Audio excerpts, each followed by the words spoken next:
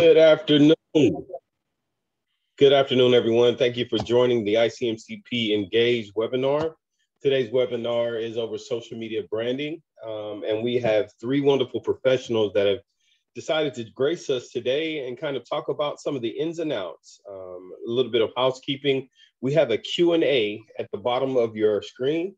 We would ask that any questions that you have, please add those to the Q&A box so that I can actually ask those to the participants. If you want to direct it to any one particular individual, please put their name with it, and we'll continue on with that. All right.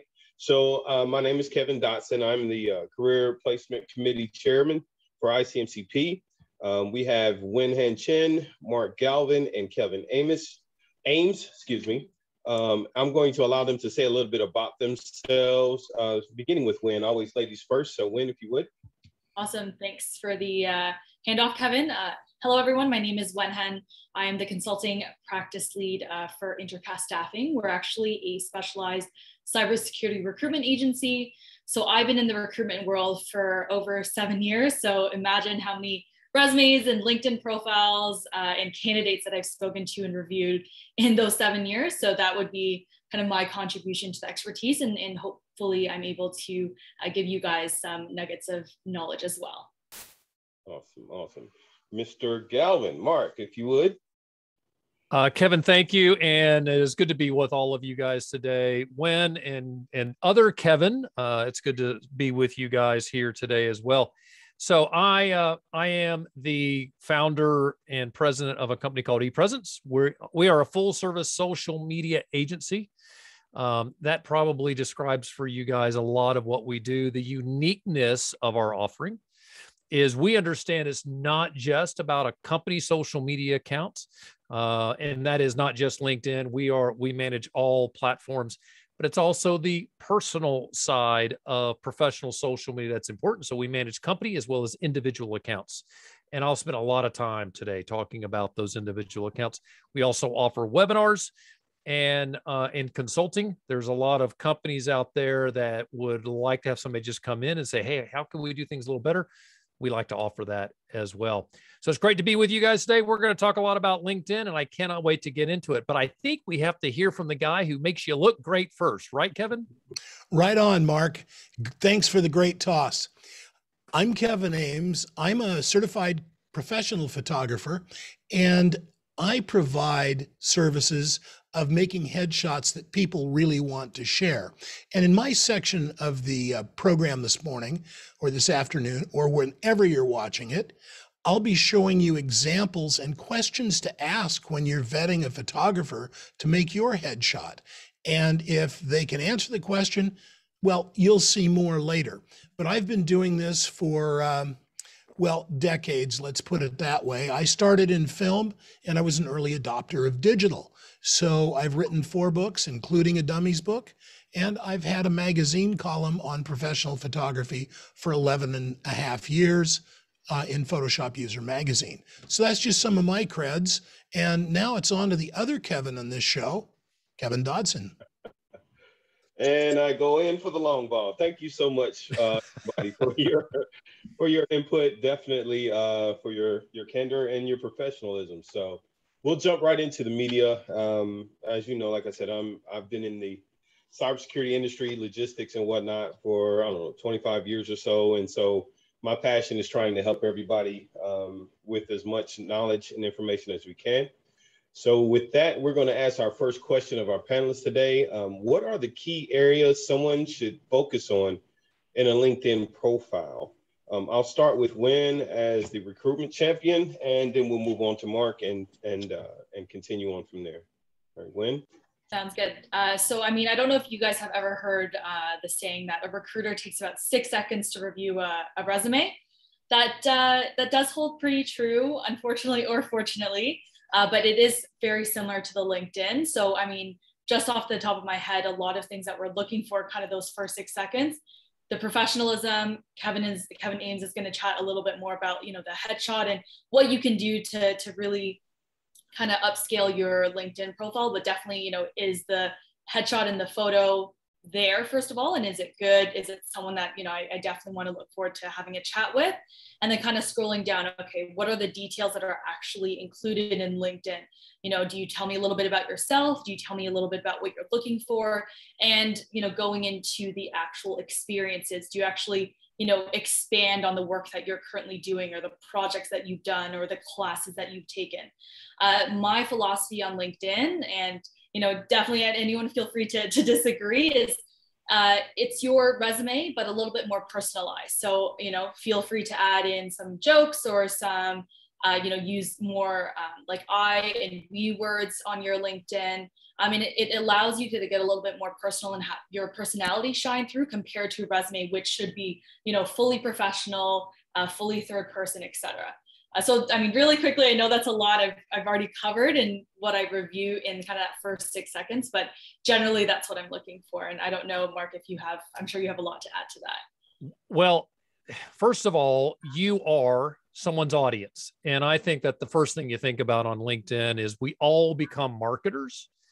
And if you think of yourself as a marketer on LinkedIn, not just a user, you will see LinkedIn in a whole new fashion. So if I'm looking for a job, I'm looking to change jobs, I'm looking to move to a new company and a higher level position, I should think about you as my target audience.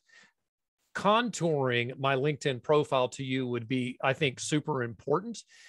I would like to share quickly some of those things in light of that. And I'm showing my screen, my own profile here, not because I love my profile, but just because I'm my own guinea pig. I know I can pick on me. We talked about photos. I'm going to let Kevin talk. No, I'm not going to. There's no letting to this at all. Kevin is the expert on photos, but here's why this is important just from my perspective. Even though we're on LinkedIn, we don't cease being human beings when we look at somebody's profile, right? When you land on somebody's profile, you kind of feel like you're meeting them. Mm-hmm. If I'm going to meet somebody the first time, what am I going to do? I'm going to walk up, I'm going to shake their hand, I'm going to look them in the eye. If we cannot see your eyes on your LinkedIn profile, you need to get a better shot. The picture, the photo should be in color for that same reason. I've never met anybody in person in black and white, so I encourage you to have a regular color picture. The other thing that's next most important is the headline. And I've just highlighted on my screen. Why is the headline so important? This is key. And you guys are all technology folks. This is key for search. So when is looking for someone that is in a certain career field, she'll go into search. When, give me an example. Give me a title that you're used to searching. Let's say security operations engineer. Security operations engineer? Yes. So all I did is I typed it in there, I hit enter. Notice I did not select from the pull down menu. Notice what's happened. Search terms, security operations engineer. I pull up second level connection here from Damon. I don't know Damon's last name just because that's how his security settings are. But look at this, security operations engineer. They're in his headline. Notice this for everybody here. Security operations engineer is showing up in search results. What do you mean? I mean, you know what? You got to make sure you've got the real hard-hitting search terms in your headline. 220 characters. Don't forget you can use them all. I would encourage you not just to put your title and company, because your company's over here. By the way, that's what LinkedIn tells you to do. One more thing that's super important, make sure you have your about section filled out. When is going to go here to learn about you, but think about your target audience. All of you that are interested in increasing your abilities or your proficiency at LinkedIn. If you're my target audience, I need to make sure I speak to you in my about section, so I suck you in. I get you engaged in my posts in my about section, because it's really big. If you read this and you're not interested, then you're not my target audience. Remember that. If when is your target audience, start speaking to when in your first 2 sentences, and it will make her come here and click see more, and she will read the rest. I did say I had a lot here. She will read the rest of it. So those are 3 of the key areas: profile picture, your headline, and the about section. Amazing. Now, I don't know about you all, but I'm taking notes on that because that's great information. Definitely. So we'll jump into the next segment of that same question is how important is the visual presentation, i.e. the photo format and whatnot. And I'll have to obviously refer to Kevin Ames on this one. What is your opinion? Well, how important is visual presentation? Before we get me involved in this, because I do have a presentation about this, let's get Wen and Mark's feelings about how important this is. Wen? Roger that. Wen? I would say it is very important. And I mean, when we're talking about visual presentation, we're not just talking about the headshot, which is obviously very important. I know with LinkedIn, there's an option to actually add something, behind the profile photo. I forget what that's called, but that's also an option. And then also when you're scrolling down, just how you set up your LinkedIn profile as well. Is your about section, like Mark said, is that filled out? And then what goes next? Is it your work experience, your professional work experience? Is it your education? So very similar to a resume, LinkedIn allows you the opportunity to actually switch and change, what order you're presenting your information. So that's something you really want to think about because, if you have a lot of experience and, we're taking, let's say 6, maybe 60 seconds to really quickly review your LinkedIn profile and have to scroll to get to the really good information. Maybe someone else might not scroll. So those are just kind of some things you want to think about is length, and you want the content to be there, but the conciseness is also quite important. Yeah, I love that. When the way I like to look at your LinkedIn profile is similar to landscaping outside of a business that you are deciding to do business with or not. If you're driving past, say you've got 2 competitors, let's say it's a dentist, right? And you're driving along and you know where the dentist's office are on the way to work. You may do all the research on them and you're driving back home and you realize one of them has bad landscaping. The other one has really nice landscaping. Well, you pick the dentist with the nice landscaping. When you walk in, they say, great, thank you for being a new patient. Why did you select us? Your response is probably going to be, well, I just think you're professional. Your LinkedIn profile, if it has the right images on the profile, you're going to be seen as more professional by Wen or by somebody that wants to purchase products from you or do business with you. Profile picture that is clear. So here's something else. You could go to Kevin and get a great headshot. And then when you upload the headshot to LinkedIn, you upload a lower quality version of what Kevin provides you. That's not good. You want to upload the very best quality picture you can so it is very clear. And don't forget, most people, it's actually around 78% are going to interact with your profile on their phone. So make sure that picture looks good on your phone as well. The banner or the background picture that's what you were talking about.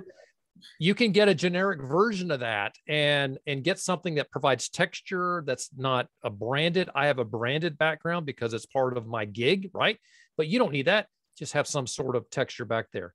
But it really does come down to this. Profile pictures is absolutely the number one thing on your profile. You have to have a great profile picture to start off with. Full stop. Okay, that sets the stage nicely. Thank you, Mark and Wen. I have some guidelines and some thoughts on this for you all to see, because picture's worth 1,000 words, and really being able to see an image and understand it helps a whole lot. So here's my contact information, and kevinamesphotography.com. And everything's on the website there under the contact, so you can get a hold of me there. My phone number's there, so I'm more than happy to answer questions. This is not a sales pitch. This is a guide. The first question is really, why can't I do it myself? And the reason, well, let me show you. I'm going to pick on this guy because I've got his permission to show the picture. There's several things wrong here. First of all, the background is super busy and it's distracting, and it's highlighting the fact that the guy has very little hair. Next thing that's happening is there's political engagement here. That's not something that would be appropriate in a business website or in a LinkedIn profile. So no matter how passionate you might be about a cause, this is not the place to show it off. Now, when you're working and doing a selfie, you're holding the camera at arm's length and you're leaning back. So this guy is leaning back. He's leaning away. He's not engaged. Also, take a look at how wide his nose is. Oh my heavens, that's just horrible. And that's because cell phones use wide angle lenses. And this is the effect of them. Also, his eyes are pits. You don't really see any life in them. So let's move him to the side and bring in a professional selfie. Same guy. Okay, it's me. And you can see the difference instantly on what you want to present. There's no commentary. The background is simple. The eyes, which are the windows to the soul, are really clear and easy to see, just like you'd want them when you're meeting them in person, like Mark said. So when you're engaging a photographer, here's the question to ask them to find out if they actually know what they're doing. Ask them, what is my best side? Now, in order to do that, you've kind of got to be like an attorney. You have to know the answer to the question before you ask it. And here's how you do that. So this is Alexa. She's a professional model, which means her features are very close to symmetrical, and they're really not. So here's how you figure out what your best side is. In the mirror, put an imaginary line down the center of your face and look to see which side is wider or thicker and which side is thinner. And then you can, if you have Photoshop, you can cut the picture in half and put them together, and you get the difference between the thin side, the normal, which you're regularly used to seeing, and the thick side. And I'll tell you why this is important in just a moment, but let's take one more example. This is Sean. Again, I'm going to split his face in half and show you the thin and thick sides. I think you can easily see which one is which. So here's the key takeaway. If the photographer knows which side is your best side, he or she will light the thin side and let the thick side go into shadow, which minimizes it. So let's look at some examples. Here, the light is on the thin side, and the subject can mark, not the same mark, but a different mark, can lead with the thick side of his face, and it looks great. Same thing here. Oftentimes when women are being photographed, they already know, so they'll cover up the side they don't want you to see with their hair. And so I've done the same thing with Karen here. Professional pictures of doctors, same idea. The background is no longer distracting because it's got a texture, it's interesting, it's not blah, but it's not distracting. Here's the same background, slightly out of focus and a little bit darker. And you can see that this technique of lighting the thin side really, really works. Now, some people like to have totally black backgrounds, and that's fine. And some of them want to wear black. This guy happens to be a photographer, which is why Nick is wearing black. So I have put a very subtle highlight on his shoulders to separate him from the black background. And again, the light goes on the thin side and lets the thick side fall slightly into shadow. Your eye will always go to the brightest part of the photograph. Now, this is Julissa, and she's a banker, and this is her professional portrait. And it's lit a little bit differently. This is called paramount or butterfly lighting, where it's lit from the top. And because she's got almost a symmetrical face, I can get away with this and it looks great. It's a glamorous style of lighting for a business portrait. And this can be done on location. It's not a mystery. It's just a matter of good photography. And I hope that if you have any questions, you'll put those in the chat, in the Q&A pod rather, and we can talk about those. So here I am doing some full-length portraits for a slider on location. And that's headshots for social media. And that would let me take you back to Mr. Dodson. Kevin. Awesome. So I do have a little experience with this. I had one of those selfie shots that you take up against your hallway closet wall prior to changing up at least my approach to it, and the impact that it had on searches and reach outs. I've had a lot of senior leadership reach out to me about different things that I'm working with, and most people wouldn't see that, or you wouldn't know that unless you took that opportunity to actually make those changes. Quickly, we do have one question that just came out that says, do some people prefer the thick side versus the thin side? And Kevin, can you answer that for him? Sure. And some do. And that's perfectly fine. What I've given you is a generalization. And the idea is to help you choose a photographer that actually knows what she or he is doing in making your picture. A lot of times, the thick side winds up being jowly. So for that, you're going to want a photographer who will make you raise your chin and look up at the camera, which will pull the neck and the jowls tight. So there are lots of techniques. And what I do in my studio or in my sessions is I never show them the back of the camera. I put them on a big screen. I bring people over. What do you like? What don't you like? And sometimes they'll say, well, I like that thick side of my face. I never call it that. You know, can we go to the other side of the face? And I'll say, sure. If they like it, that's the photograph I want them to have. Because my goal, and every photographer's goal, is to have you have a photograph that you're excited to share with other people. Awesome, awesome. That makes a huge difference. Awesome. So thanks for that feedback, Fawn. So we'll go on to the next question. It says, which is more effective, a resume or your social media presence? I know this is a big question a lot of folks out here are having. I know I have had that huge question in my mind looming over my head. So this particular question, we'll start just in reverse order. Mark, if you would start with this question, then we'll work through the rest of the team. You bet. So the easiest way that we address resumes and social media and their importance is this. We're a marketing firm. We look at social media as what it is. It's a marketing venue. Really, LinkedIn and your LinkedIn profile is your personal website. When you start looking at it that way, it has a tendency to, this type of question informs itself. Your resume is private. It's confidential information. I'll give you an example of how that can work. It could be that if I was, and I'm going to use a salesperson's resume as an example. Let's say a salesperson last year booked $1.3 million. Well, they could put that on the resume and say, I booked $1.3 million, which was a 26% increase. When you go to LinkedIn, it is not prudent to put 1.2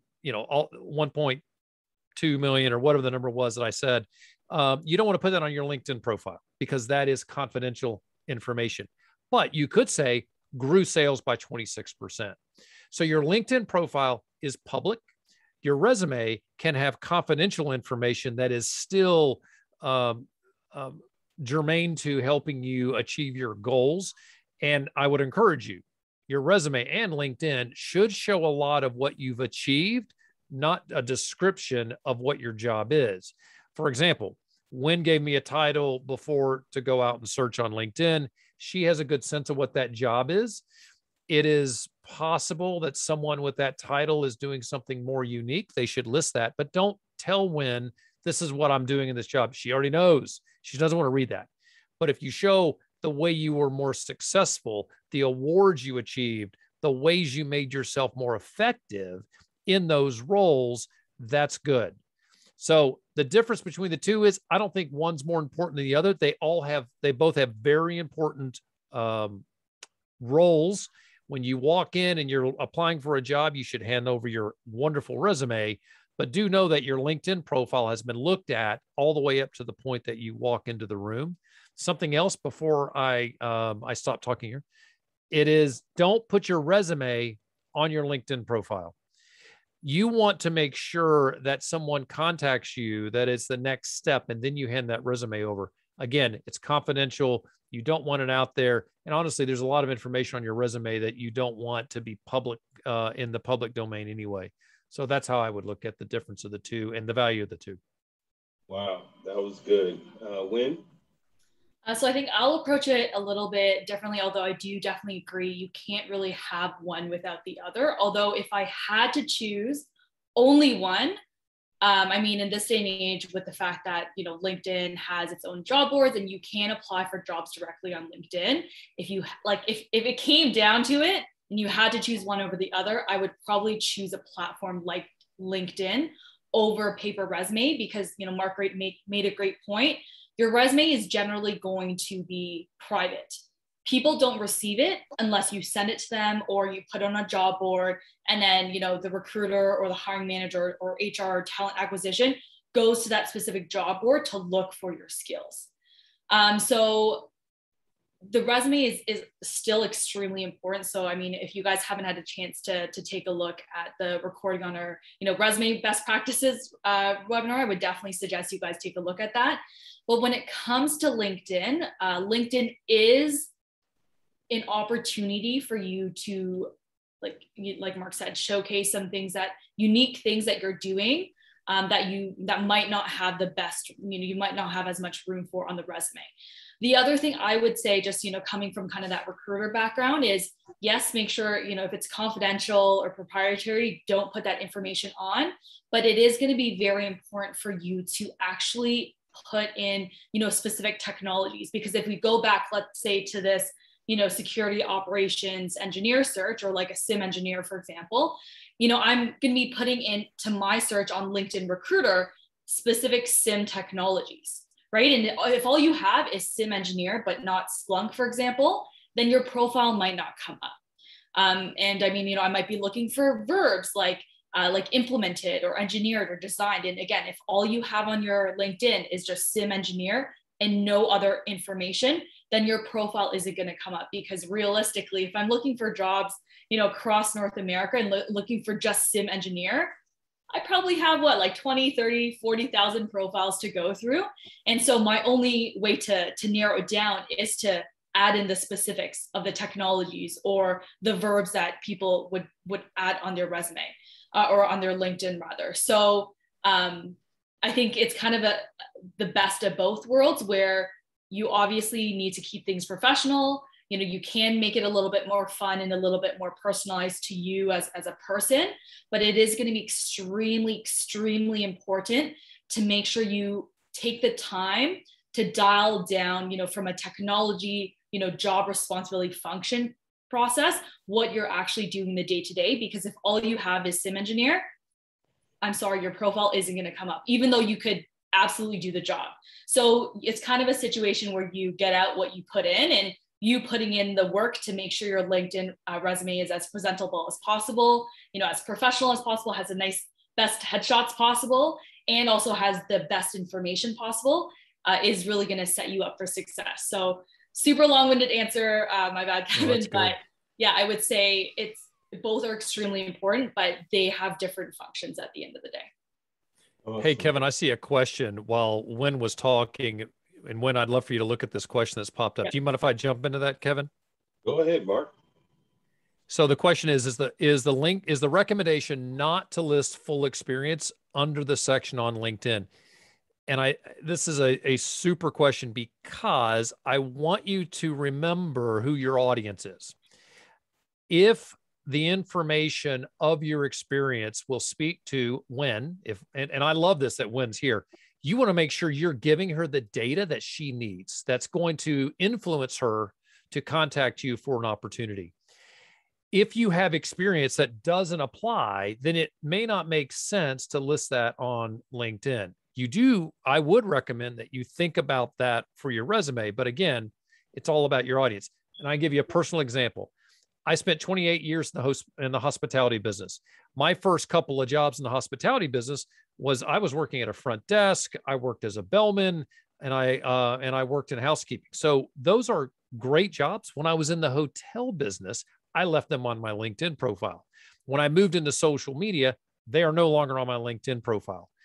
because my audience is focused on social media. You know, all of you would say, why does he have that he was working as a front desk agent a gazillion years ago? And you're right, it's incongruent with my goals. Think about your audience, list all the content that speaks to your audience, and that will answer whether you should put that on your LinkedIn profile or not. Wow. And The same thing goes with the photography that you use on your background picture. It must support your resume. And just because you've got a cute dog or cat, that's not something that in a business situation you're going to want to have on that background photograph. Oh, that's a good point. If you are working in a data center, you working in a data center would be a more appropriate photograph. And if you use your resume as a script, any photographs that you put in your resume want to follow the narrative that you've drawn in the resume. So a picture is worth 1,000 words, but you want to make sure that the 1,000 words are eloquent. And that depends on the photograph you have. Again, avoid selfies. Have someone else make the picture. yeah. And Kevin, when you go first. Thanks. And just to add on what Mark had mentioned before, I think the caveat of, removing information that isn't in the same industry that you're looking for is when you're looking at switching industries. I mean, we've had a lot of, discussions and conversations around people trying to get into cybersecurity. So, I mean, just because you spent 10 years in hospitality or 10 years, let's say in the network engineering space, doesn't mean you don't have relevant transferable skills. That would be relevant to roles that you're applying to in cybersecurity. So you do have to, again, put on that hat of, okay, well, like, what would a hiring manager or recruiter think? What do I want to highlight on my LinkedIn? And it's all about the relevant experience. So you can definitely list relevant experience as long as you're highlighting how it's relevant and, maybe helping them kind of make that bridge from A to B. But I mean, if it's like a project that you did in high school, where you did like a science project and you got first place, probably not as relevant. But again, it all comes down to what's like the transferable skills that you want to highlight, and what is going to be relevant to potential hiring managers, if obviously that is the purpose of your LinkedIn. Outstanding.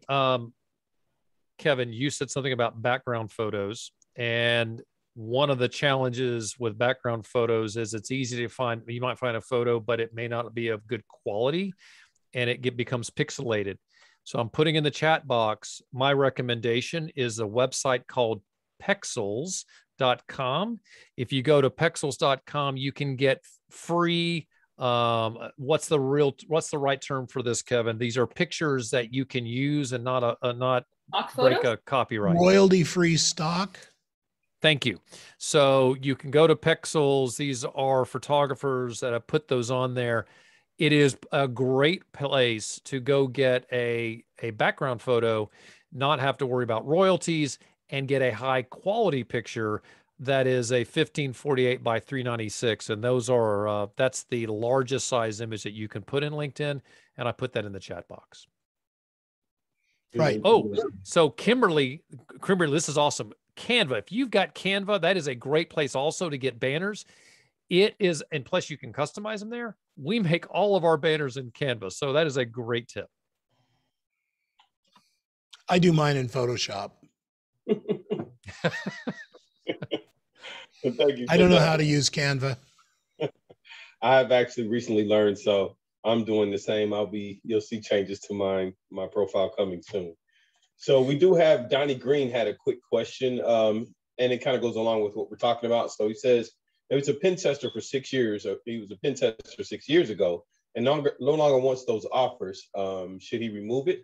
He says, I'm still a cybersecurity engineer, but I don't want the pen tester offers. My recruiter perspective, I wouldn't remove it. I would probably rename it to cybersecurity engineer or something like that, because realistically a penetration tester is still a cybersecurity name, just under a different name. So I would probably just rename it and take out like the details about whether you were doing red teaming or physical, whatever it may be. I would take that out and you can just leave those areas blank, because I think something that recruiters do is they do take a look at just the titles without going super deep into the LinkedIn, which obviously I don't really agree with. But if all they're seeing is pen tester, pen tester, pen tester, and even though that was 6 years ago, they're still going to be sending you LinkedIn mails for pen tester. So I would probably just rename it. I think the experience, because it's still in the industry and it's still relevant, I would absolutely keep it there, because you want to be able to say, oh, I've been working in cybersecurity for 10, 15 years, and you don't want, that gap of when you were a pen tester on your LinkedIn or on your resume. So that would be my suggestion for you. Awesome. Thank you for that. All right. So we'll segue into our next question, which is how to use social media when networking. I think this is probably a pretty heavy question to ask. I am still trying to learn how to do that myself. So I will let Wen, I'll pass the ball to you, Wen. You can start it off, and then we'll move on to the rest of the team. Wen? And Wen, before you go, real quick, hey, guys, I'm going to put this also in the chat box. We have a page on our website where we create a whole bunch of free banners. And I've just put that in there. There's probably not one that may be a perfect fit, but it'll give you guys some ideas of what banners can look like. So you can check that out. And there's a passcode to the site. It's E_P 2015. I put that in the chat box also. That'll give you that'll probably get your creative juices flowing. Sorry about that, Wen. No worries. And Kevin, just to confirm, it's how to best use social media for networking? Yes, ma'am. Awesome. So I think, as far as networking in a professional setting, that's kind of the assumption that I'll work through. I think LinkedIn is definitely going to be your best tool, just because, there's a lot of groups on LinkedIn. There's obviously a lot of connections that you can make through your existing network. So I think that would probably be your best bet. I mean, it also kind of depends on your comfort level in terms of meeting people in person versus on Zoom versus what you're looking to do. I think the end goal of any networking that you do is to be able to meet someone virtually or in person, because you're going to have the best conversations that way. Just to do it in like the LinkedIn chat isn't really going to get you, the depth of knowledge or conversation that you're probably looking to get out of that conversation. And I mean, taking it a couple steps back, I feel like, the other thing you should probably do before you even start any of this is really identify what your goal is out of networking. Do you want a new job? Do you want to, just build out a network? Do you want to, change your career?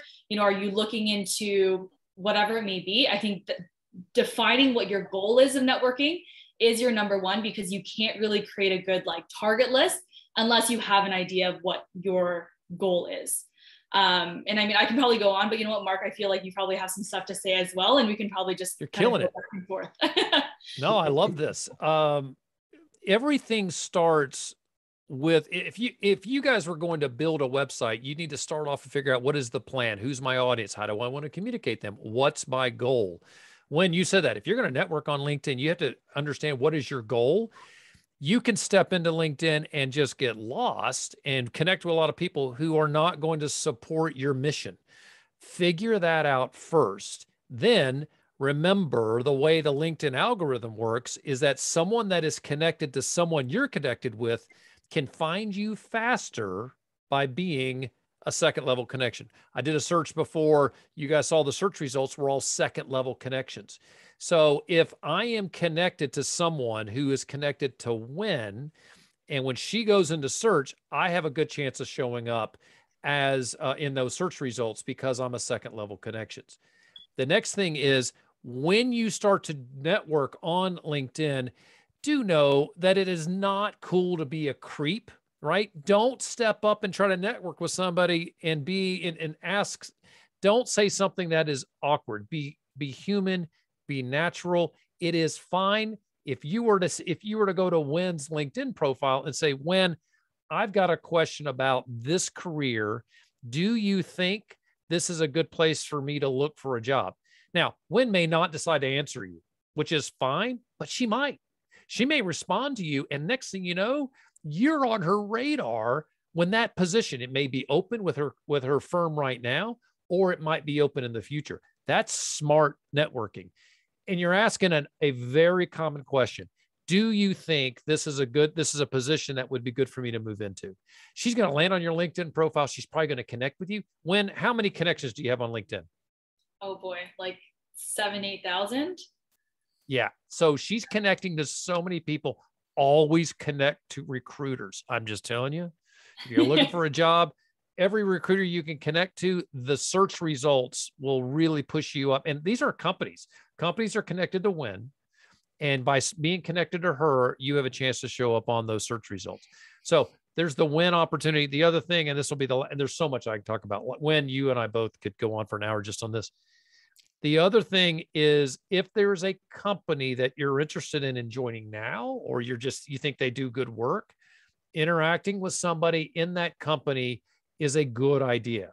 Somebody that's in the same position as you in that company, you could go to LinkedIn, you could find them and send them a note and ask them a question. Maybe you've got a challenge going on in your company that you'd like to solve, right? And in the cybersecurity world, I'm sure there's things that pop up. You say, gosh, what would be your best suggestion on solving this? If they interact with you, you've now got a connection at that company. Do remember, everybody is more interested in themselves than you. So when you go to interact with them, you do need to make sure that they see there's an opportunity for them to help themselves. So do frame all of your questions in that format. But yeah, I think LinkedIn is a super place it's the virtual cocktail party. It's almost like walking around a room with a gazillion people and you can meet anyone you want. I do recommend you take advantage of that. Yeah. And a couple of things that kind of came to mind as, Mark was making some great points. I think too, especially once you understand your goal of what you're looking to do from a networking perspective, is actually just up the engagement, not only of companies with people that you're interested in, but also just, posting relevant articles. So, I mean, again, if you're looking for roles and, you can post articles about, what the state of the cybersecurity job market is right now, and just ask people, hey, have you guys been experiencing this as well? And then, or, talk about new technologies that have just come up, or, issues and incidents that have come up. So you want to promote engagement and almost set yourself up as someone who is not a SME necessarily, which is subject matter expert, but just someone who wants to stay engaged within the community. So that would be another big suggestion. And I mean, if let's say you see job postings of relevant roles, share it to your network, because they're going to see the shares and they might go and create your profile to be like, oh, what's up with this person's profile? So kind of think outside the box a little bit. It's not just about your LinkedIn profile. It's also about how you engage with others, through their posts and your posts. So that's another really important point. The other thing I would add is when you are reaching out to individuals, like Mark said, everyone's kind of in it for themselves. So, flatter them a little bit, like, hey, wow, you have awesome experience at like X company. I've always wanted to work here. Would love to sit down and just learn a little bit more about what it's like to work. Do you have some time? So sometimes that works as well. And I think that approach definitely probably works best, I would say, for like the super new grads or someone who's just getting into the industry. But again, I think the approach probably still could work to someone who's been in the cybersecurity world for 10, 15 years. I just see it more commonly used by, the new grads that I work with. So, and I know if you Google, LinkedIn networking messages, there's a ton of templates that come up online. So I would definitely encourage you guys to go down that Google track and take a look to see what fits your style and kind of just play around with it. At the end of the day, like Mark said, it's a virtual, networking event. Instead of going up to someone and saying, hey, how are you enjoying your drink? Or, hey, how are you enjoying the conference? You're just doing that on a virtual chat. So a couple things to definitely think about. Awesome. Kevin Ames, do you have a thought? Because I have another thought. I want to give you a chance if you have something. Well, I appreciate that, Mark. The thing is that my section is very, very specific, and what you guys are covering is really germane to the rest of LinkedIn. Mine's the first impression. Yours is the guts and the meat that everybody has to do. Now, I noticed, and Kevin Dodson, if you don't mind, I noticed there was a question in the Q&A about writing blogs. And for just a second, if you write a blog that is helpful to someone else, it's going to have a lot more impact than if you're just telling stories about yourself and how well you solved a problem.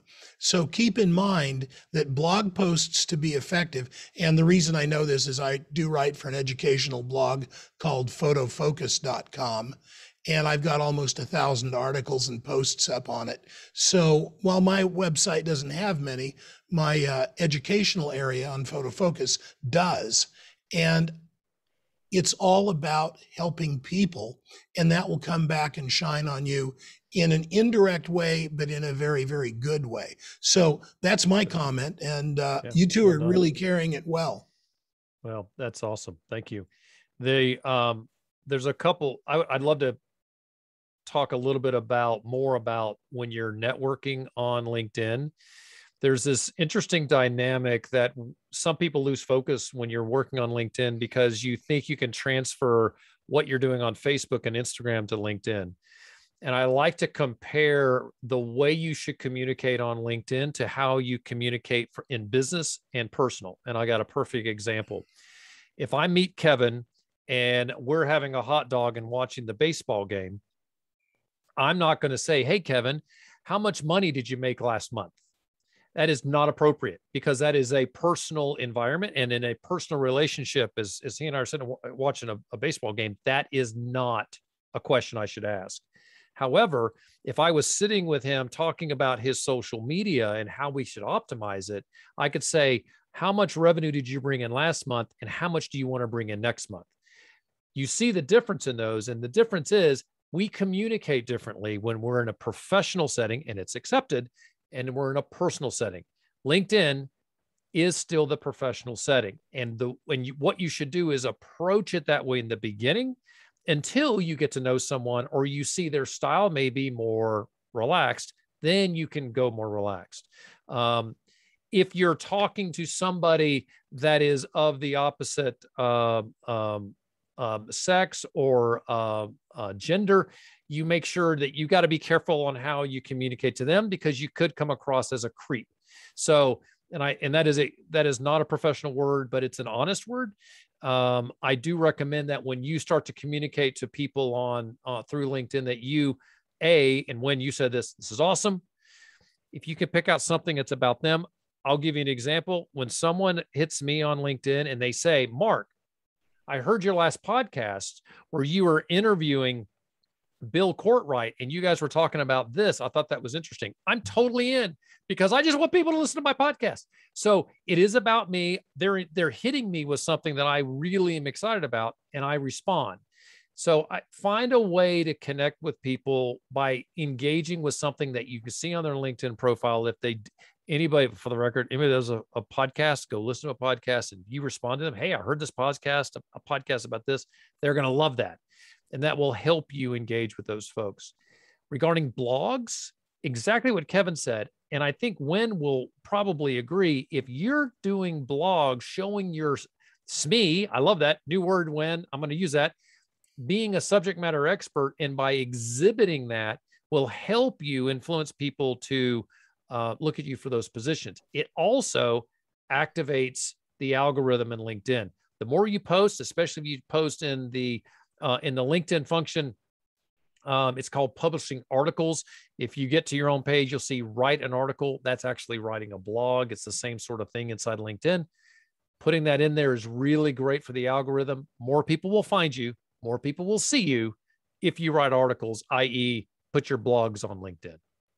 And if I could just interject on that, Mark, that's where you want to put pictures, but you've got to make sure that you do alt tags, because if you're not doing the alt tag, Google has no way of searching the photograph and understanding what it's about. Captions are also important because remember, while we see visually, we get a lot of information from pictures, Google does not have eyes.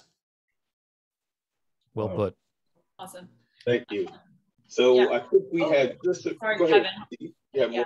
Just wanted to add a little bit on what they both said. So I think with the blogs, I think it is a great idea, but again, as it was mentioned, I would probably just make the blog in LinkedIn versus having it on a different website and then linking that to LinkedIn, because I think people are probably going to be more likely, at least in my opinion, to read a LinkedIn post versus it bringing you to a kind of a third-party website. I mean, unless, again, your goal is to start a career around a cybersecurity blog and a portfolio, or if you have, you know, like wenhan.cybersecurity.portfolio, and then it's just a list of everything I've done, and you know, that's a very clear sense of it. So it kind of depends again on the goal that you're looking to do. If you're just looking at highlighting your accomplishments, you know, you could technically accomplish it with a personal blog, you know, on a third-party website or via LinkedIn. So you just need to kind of dial down and figure out what makes the most sense for you. And then as far as, you know, the compliments go, I think in terms of just, you know, not being a creep, I would just say shy away and avoid anything that's relating to any physical characteristics, because I've seen a lot of those. You know, LinkedIn is very much still a professional website. It is not a dating website. So just shy away from that, even though it is a compliment, and I'm sure it's, you know, they love that about themselves as well. Just keep it professional and keep it towards, you know, their career accomplishments, or, you know, podcasts that they've done, or just things that they've done in their professional life. So that would be my 2 cents on that. Quite a bit. I think that's a little bit more than 2 cents. It's been my it's been my experience. I've seen some very questionable things on LinkedIn, so I'm glad you mentioned that. I will add, so we had one more quick topic. Maybe we have a couple of seconds or minutes to speak on, but what are the best social media platforms for professionals? I know we talked about the blog and being able to add content and information to LinkedIn, but we also want to speak to, if possible, are there alternate professional platforms that might be geared toward, you know, specific sub niches or professions that might, you know, that you may have experienced or seen in the past? So I'll leave that open for anyone. Okay. Yeah. So first of all, the best social media platform professionals is LinkedIn by far. And I think that's I think it's probably given. The question I think I would ask is, how do I make it work better? And where on other social media platforms can I harness the ability to connect with other professionals? And I think that the answer to that is through groups. There are LinkedIn groups that you can get into. And when you join those LinkedIn groups, you are connected to everybody else in that group. So everybody else in the group can find you faster by being in the same group with you. So join groups. But if you jump onto Facebook, look for Facebook groups. Quite frankly, LinkedIn, when you compare LinkedIn's ability and functionality to Facebook's, it's kind of the minor leagues. Facebook really is the pros. They know how to do it better than anyone. And if you go and you're really thinking about groups, go look on Facebook for groups. You'll find they're more vibrant. You'll find that people are more active in those. So if you're looking for that, I do recommend Facebook. It's a great place to go for that. And I think just to add, there's this one app that's escaping me right now. I don't know if anyone can, if you remember what it is, add it in the chat, because it's actually a great app, and it is killing me that I don't remember the name. I think it's a newer app. Basically, you have to receive an invite for someone who's currently on the platform in order to get it. And then there's also different groups. And I know that they've had, as far as I've seen, like, yes, thank you, Rebecca, Clubhouse. So that is something that is obviously not on LinkedIn that might be relevant. So I know Clubhouse and Discord was the other one I was actually going to mention as well. So depending on, you know, where your focus is, I'm sure there's a ton of, you know, cybersecurity focused Discord and Clubhouse groups that you can also join outside of LinkedIn. Although I would obviously, you know, join on LinkedIn, but as far as the conversations that I've, you know, been involved in and listened to on Clubhouse, honestly, really great level of engagement, because, you know, usually if people that aren't familiar with it, as far as I know, and correct me if I'm wrong, because I'm still relatively new. Again, I totally forgot the name. Basically, you have scheduled times where, you know, you can join as a group, and then it's just more of a discussion, kind of exactly what we're doing here. They have discussions and there's panelists and people can kind of put up their hand and, talk. And it's actually a really cool environment from an engagement perspective.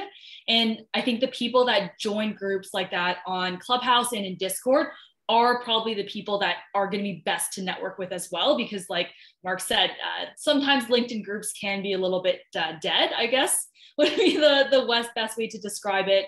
So check out Clubhouse, check out Discord, obviously make sure that you still remain as professional as possible, especially if your goal of being on those applications is for professional and networking reasons. But yeah, those would be two options outside of LinkedIn, but LinkedIn is still great as well, of course. You're on mute, Kev. Thank you. Well, I know we're running right up against that 1 o'clock hour. I want to thank all of our panelists for participating today. I want to give you an opportunity if there is some last takeaways or comments that you want to give now. Now would be a great time to share with those who have joined us today and those who will actually watch this in the future. I did put the link to the ICMCP website where this content will be available for you to share in the future. So we'll start ladies first always. Wen, if you have any final comments. Yeah, I think all of us could be here for an entire day and there would still be way more content to go through. So obviously don't feel free to reach out and, if you have any other questions. I think we potentially, depending obviously on the interest level, I think we potentially talked about having a part 2, and based on how many questions we didn't get answered today, I think that actually might be the play. So everyone who's attended, please keep an eye out for any further information on that. But you guys are doing the work right now. You're taking the opportunity to kind of better yourselves and get the knowledge in terms of how to better use LinkedIn and other social media applications.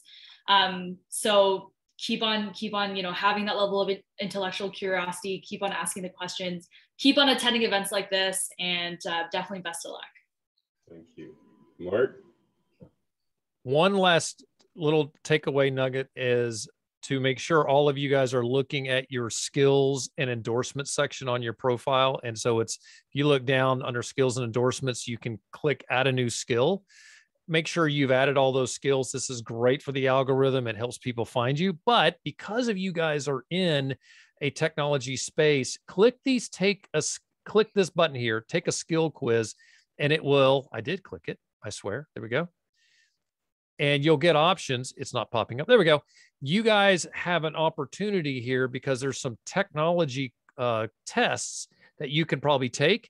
And and these are not easy, by taking these, you will also flag people when is searching for you by getting a test and passing that test for that technology. You have a good chance of showing up in those search results. So make sure you're optimizing skills and endorsements. Sorry. Guys, I love the time. I loved being here. Thanks you for letting me join you. Let's stay in touch. Sorry, and just to add on the skills piece, one of my biggest pet peeves is if you have a ton of things listed in your skills section and nothing else listed on the rest of your profile. So I could be looking for a cloud security engineer and I got AWS, Azure, GCP all listed in the skills section. And then I go up to the top of the resume and there's nothing there. So I have no idea what it is that you're doing about the technologies. Please do not be one of those people. So if you are going to take the time to put down skills and to, take the test and get certified, make sure you're actually telling me and other recruiters and other potential hiring managers what it is that you're doing with these skills that you have. So that's a good tip. My one little rant there. Oh, I love that. All right, we're gonna just take a couple minutes, Kevin. I could not go in this without you having an opportunity, my friend. So if you have any last nuggets. Sure. When you're looking for a photographer, vet him or her in a way that you're going to get what you're paying for. You cannot pay too much for good photography. It's impossible. And it's an investment that's just as important as the time you spend on your resume and your LinkedIn profile. As a matter of fact, you might want to consider hiring a professional writer as well to work on your profile and resume. So these are tips This is your personality online. You want to have the very best look possible. The reason that professional photographers are hired by celebrities to do their portraits in magazines, and yeah, I know magazines still exist, and on their websites, is because the professional knows more about how to make them look good than somebody with a camera. Remember, everyone on this webinar has a high quality camera in their pocket or purse. And the difference is some of us actually know how to use them and know when they're appropriate. And the rest of them, hey, we get pictures that we never would have gotten otherwise because we've always got a camera with us. And that's the best camera to have. Awesome, awesome. That's great. Listen, I appreciate the panelists. I appreciate everyone for joining us today. That is our content. Please follow us. Each of us, the information is available. We're available for you to reach out to us on LinkedIn or professional websites, or you can follow us on icmcp.org. We look for you for our next webinar, and that's all we have for today. So thank you very much. You have a blessed day and a blessed week. Thank you, everyone. Peace all. See y'all. Bye. Take care.